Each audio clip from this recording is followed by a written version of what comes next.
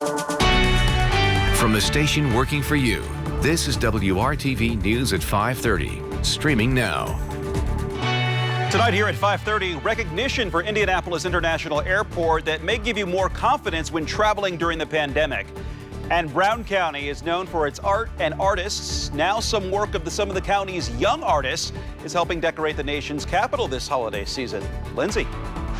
Topping our lineup as more people continue to work from home, they're also working longer hours. A time management coach shares tips on how to avoid this.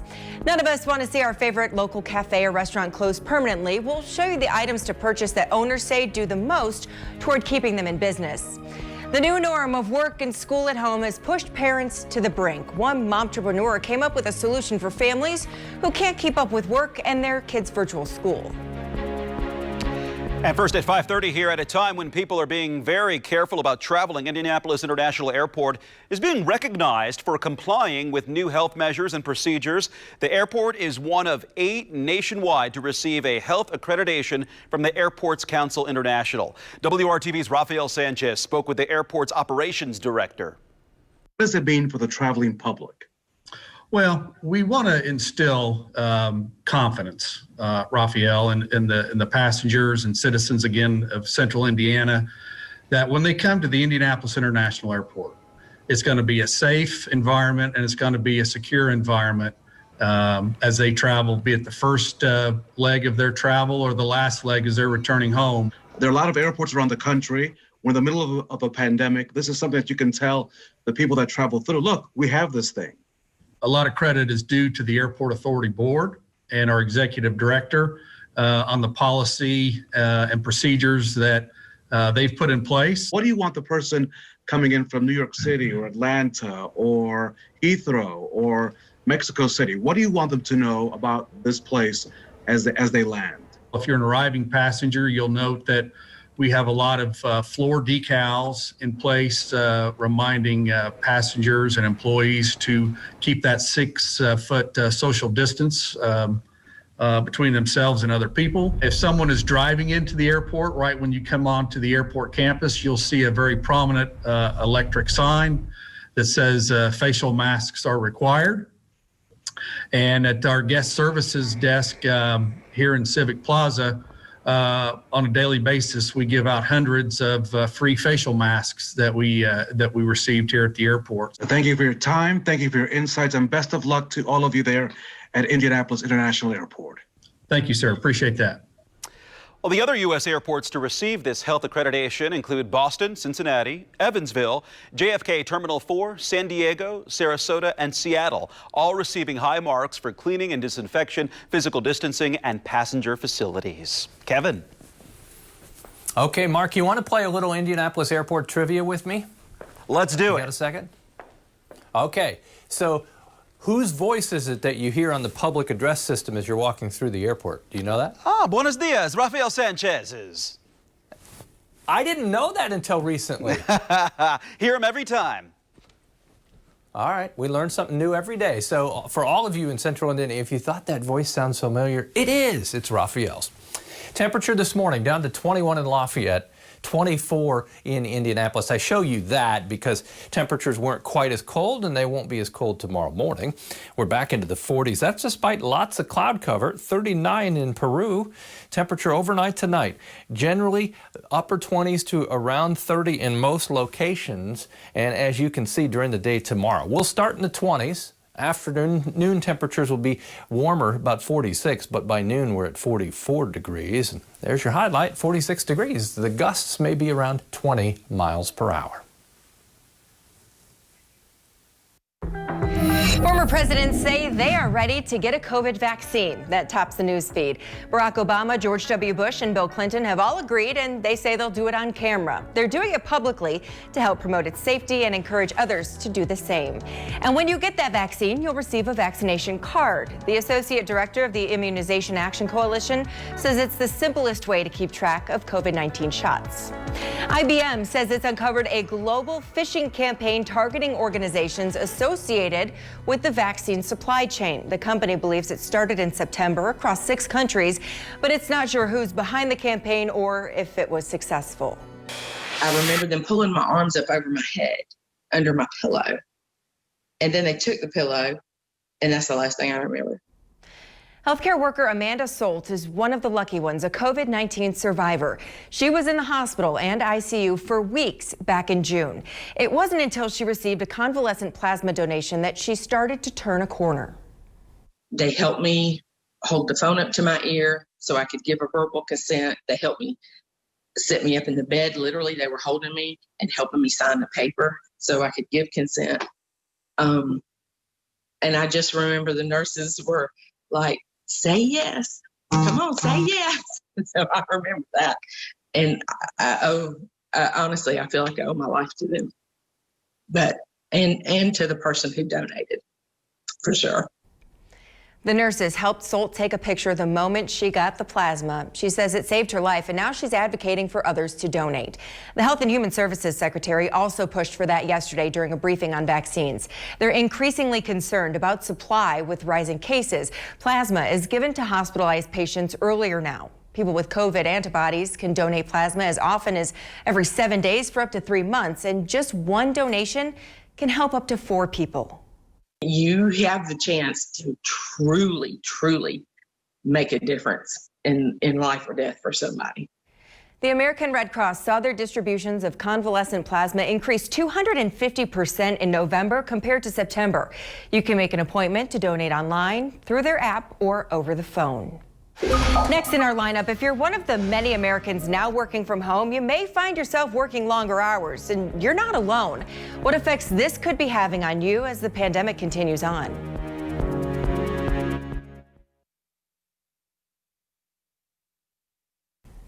If you feel like you're working more since you started working from home, you're probably not wrong. A study by Atlassian found that since April, our work days have become longer, and that's around the time that many people started working remotely. On average, in the U.S., people worked about 30 minutes more. People start work earlier and wrap up later. A separate report by LinkedIn found more than a quarter of people are checking in on work during off-work hours. However, this isn't necessarily leading to us being more productive. Often we're working longer days because we're getting distracted while we're at home. Everything's getting pretty mushy. So what that looks like is Netflix might be happening at 2 o'clock in the afternoon, or you might be doing laundry at 11 instead of being fully focused on your work during the day. And I do think that is creating working longer hours. Elizabeth Grace Saunders is a time management coach. She says there are additional distractions now during this pandemic. For instance, if you're a parent, your child may also be learning from home. Sometimes you need to step in to help them, which can take time away from your work. And that's completely okay as long as you're still managing your time efficiently. Another thing that's changed is we may not necessarily have something to look forward to after work. Happy hours and going to the movie theater with a friend, not really happening right now. So we may feel less motivated to work throughout the day. These longer work hours are giving us less of a chance to recharge for the next day. So it's important that we draw the line between work life and home life. Saunders says to pick a time where you only work and don't do things like personal chores or take breaks. Those work hours are times when I'm devoted to work and I'm really focused and I'm not doing other things. That then gives you the freedom and flexibility to feel like I worked hard today, I got done what I need to get done, and I can do something refreshing or recharging at night. Look, we can still create things to look forward to after work, like having a time where we call friends or family or plan to do something else that you enjoy, like crafting. If you're trying to focus during the day, you could try the Pomodoro technique. This is where you work for 25 minutes and then take a 5-minute break. You can do anything during that time as long as you don't go over the 5 minutes. To prevent burnout, try doing a physical activity every day. It creates serotonin, and if it's done outside, that's even better. Ahead in our lineup, restaurants are fighting to survive right now as local restrictions affect just how much business they can do. But there is a way you can help. The products these places say you can buy to help them the most.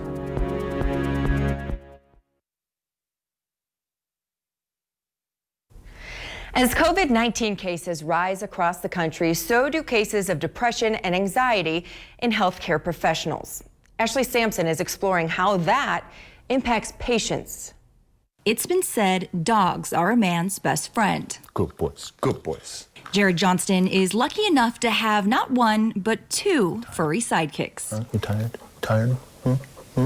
Johnston knows a thing or two about being worn out. Today is a rare day off. I'm a physician that works mainly in the ICU. I'm a pulmonary critical care doctor. Since COVID hit, he's been going non-stop. 10 days, 12 days, I'm in the hospital every day.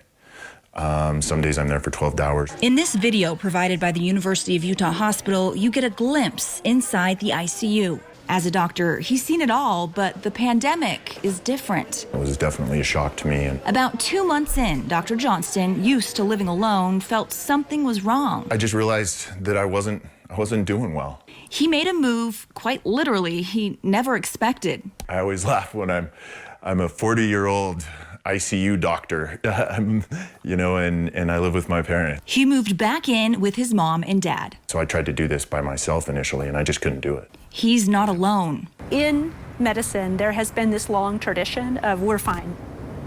We got this. Doctors and nurses are facing challenges unlike many have ever seen in their career. That's why hospitals like the University of Utah are turning to wellness officers. Kind of like counseling, it is kind of checking in, making sure that people are doing okay, that they're able to access resources. At the University of Utah's Resiliency Center, their resources are being used more than ever. Our interactions with people have more than doubled over the last 6 months. Doctors like Johnston are applauding the efforts made by hospital groups throughout the country. In general, the mental health of physicians and nurses and all healthcare workers is something that really hasn't been talked about. He says talking to other healthcare workers on the COVID front lines is eye-opening. We're talking about what is it going to look like in 10 years when you have a whole generation of doctors and nurses that have PTSD type symptoms. As for Johnston, he's found healing in being around family, practicing yoga and meditating. Even after all he's been through these past 8 months, he says he knows he's exactly where he should be. We've found a calling, a purpose in fighting COVID and taking care of the people that have COVID. I couldn't imagine myself doing anything else. I wouldn't want to do anything else. I'm Ashley Sampson reporting. There are all kinds of tree lightings taking place in the nation's capital. Last night, the Capitol tree was lit, decorated with ornaments, handmade by people in Colorado, where the tree is from. Tonight, Indiana will be well represented when the lighting on the national tree is shared online. Students from Brown County High School were chosen to create ornaments designs that represent Indiana as part of the display. The school submitted 16. The school shared all 16 designs with us. One creation is on a tree inside the White House. The others adorn the Indiana tree, which is one of 56 trees that are part of the national tree display on the Ellipse in President's Park. A representative from the school said they were told by the governor's office they were chosen to represent Indiana because of Brown County's rich arts heritage. Due to COVID restrictions, there was not a live audience for the lighting of the national tree. You can watch the recording starting tonight online at thenationaltree.org. And more Christmas cheer to tell you about. On Saturday, we'll be outside 4 local Simon malls to collect your toys and cash donations for the 20th annual WRTV Toy Drive. Come see us at the Fashion Mall, Castleton Square, Hamilton Town Center, and Greenwood Park Mall. We're also accepting toys at local U-Store locations. For all the information you need, just go to WRTV.com/Toy Drive. Now over to Kevin. And Mark, lots of Christmas talk there. Typically, on average, 30% chance that we have a white Christmas across central Indiana. We're still waiting on our first measurable snowfall. What I'm showing you here, don't panic, this isn't a forecast.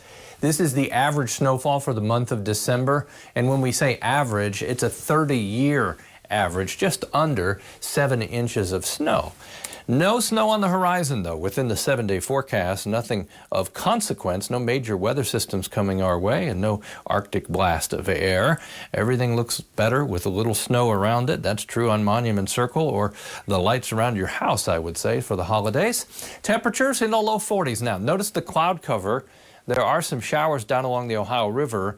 We'll stay dry in central Indiana. The clouds will insulate us a bit, and we'll start a little warmer, closer to 30 first thing in the morning. Noon tomorrow, 44 will be the temperature. Mixture of clouds and sunshine through the afternoon. Temperature pushes to about 46. What's most interesting here, as we go tomorrow night into Saturday, watch the flow of the clouds in the air from north to south. See that? That's a push of colder air for the weekend, and that means our temperatures, instead of 46 or 47 tomorrow, will only be around 40 degrees both Saturday and Sunday. It will be dry, though, and temperatures in the afternoon hours with a north wind will probably feel a little bit colder than that 40 degrees. We'll be back, wrap up kind of the weekend forecast and look beyond coming up. Iran has surpassed 1 million total cases of coronavirus today. That tops the news feed. They had just under 14,000 infections in the last 24 hours. The country is battling a third wave of cases, and it's had daily record-breaking increases. Russia also hit a new record today, reporting more than 28,000 new cases. Their total, nearly 2.4 million, the fourth highest in the world. So far, 18% of tickets for the upcoming Olympics are being refunded. Tokyo 2020 hopes to eventually resell those tickets. The organization is making every effort to hold a safe and secure Olympics next year. The games are scheduled to start July 23rd. A group of healthcare workers is planning weekly walkouts because of what they say are unstable conditions during the pandemic. The union workers say the Nevada hospital where they work isn't giving them enough PPE or COVID testing. The union is also asking for hazard pay. Every day they're in there working hard, trying to protect our community. We sit here and we say that they're heroes. We just think that they should also be paid as heroes. Sunrise Hospital says it follows CDC guidelines when it comes to supply requirements, employee testing, and universal mask wearing. The hospital's CEO says the union is using COVID-19 as a bargaining chip to encourage members to walk out, which he says is a violation of their contract. The holiday season is here, and small businesses, particularly restaurants, need all the help they can get. Some owners and managers tell our Dan Grossman if you want to help the most, consider what you're buying off their menu, among other things. It is difficult to hold on to festivity. I don't know, we just want people to see if they can come and pick up orders. When the only thing on Alejandro Landa's Christmas list is to ease the concern that has plagued his family's diner since March. We gotta do what we gotta do. The sizzle of the griddle is less frequent each morning, as their restaurant is just one. Just to know that we're kind of regressing a little bit with and seeing the spike in those numbers again is disheartening. One of thousands across the country whose struggle varies in degree, but not in circumstance. When our GM said, we probably won't be able to do dine-in, for close to the rest of the year, we're all like, that's crazy talk. This is gonna go away. And it hasn't gone away. Sierra Tarquini takes the laughs she can these days. The Italian eatery she helps manage has cut staff by half, closed its indoor dining per state regulations, and is now scraping by with to-go orders. She says gift cards can be a major boost to restaurants in similar positions, since it gives them immediate revenue while giving the buyer something to experience when things eventually return to normal. I'm a little biased, but I think DeFranco's food makes a great gift. She also says ordering from the restaurant's website as opposed to DoorDash or Uber Eats helps too. Those companies usually charge the restaurant a fee, and the website might have more items on it. The phone doesn't stop, and that's really helped me. For Ron Robinson, that means craft cocktails from his Italian dinner spot. The margins are better, and it makes up for people who can no longer take a seat at his bar. I had a guy the other night come in, had 8 martinis to go, or they buy bottles of wine to go. So every little bit helps. Martinis aren't on Alejandro's family's menu, so they'll stick to French toast, eggs, and any tips they may kindly receive on their takeout orders. For it quite literally could make the difference in how they survive moving forward. This is all we have right now. It's a family restaurant. It's just my mom, my 2 sisters, and my grandma at home, and it's all we have. So we really need to keep it up because there's no other place to go. I'm Dan Grossman reporting. Finally in our lineup, working at home and helping kids with school has a lot of parents just maxed out. But one mom has a solution to help when it comes to kids' virtual schooling.